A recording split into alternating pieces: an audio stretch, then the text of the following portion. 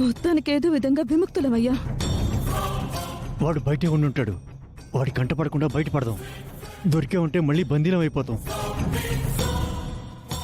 వాడు మనల్ని గమనించకముందే వేదవతి వాళ్ళకి ఫోన్ చేసి మనం విషయం చెప్పేద్దామండి. మన ఫోను వాడి దగ్గరే ఉంది కదా. అదీ కాక మనం ఎదురుపడి చెప్పడంలో ఉండే నమ్మకం మామూలుగా ఫోన్లో కన్వే చేయడం వల్ల కలగదు. సైలెంట్గా బయటపడదాం పద. అలాగేనండి, పదండి.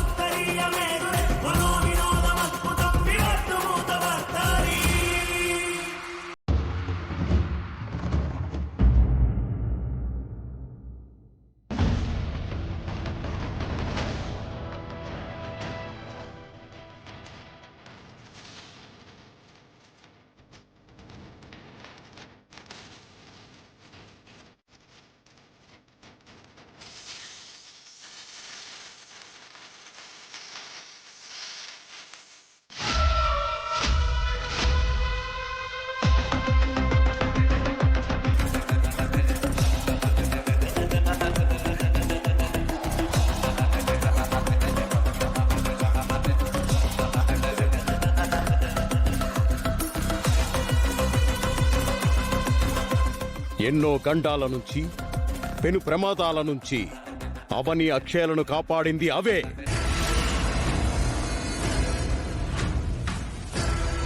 ఇప్పుడు అవి కూడా ఆ ఇద్దరికీ తోడుగా వెళ్తున్నాయి.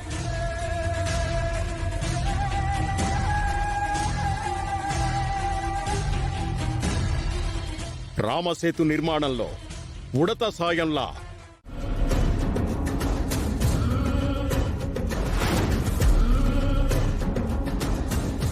ఎవరితో మాట్లాడావు? అవనితో. ఎందుకు? ఇక్కడ జరిగిందంతా అవనితో చెప్పాను. డాక్టర్కి చూపిస్తే సరిపోతుంది అని చెప్పాను కదా. అవని వచ్చి ఏం చేయగలుగుతుందని తనకి ఫోన్ చేశా. ఈ నెపంతో ఇక్కడికొచ్చి మన పెళ్లిని ఆపే ప్రయత్నం చేస్తుంది. అది అర్థమవుతుందా నీకు?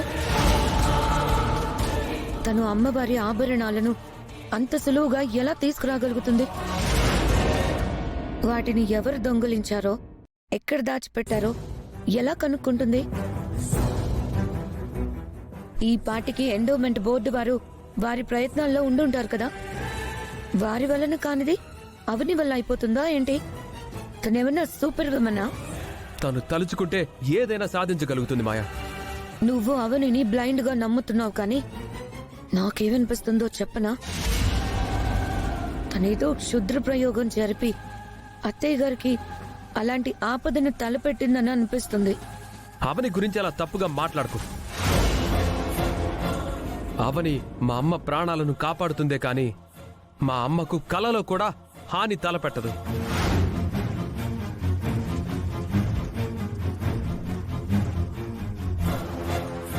లేదు శ్రీకర్, ఇదంతా అవని ఓ ప్లాన్ ప్రకారమే జరిపిస్తుంది. మన పెళ్లి ఆగిపోవడం కోసమే ఇదంతా. దయచేసి నన్ను నమ్ము.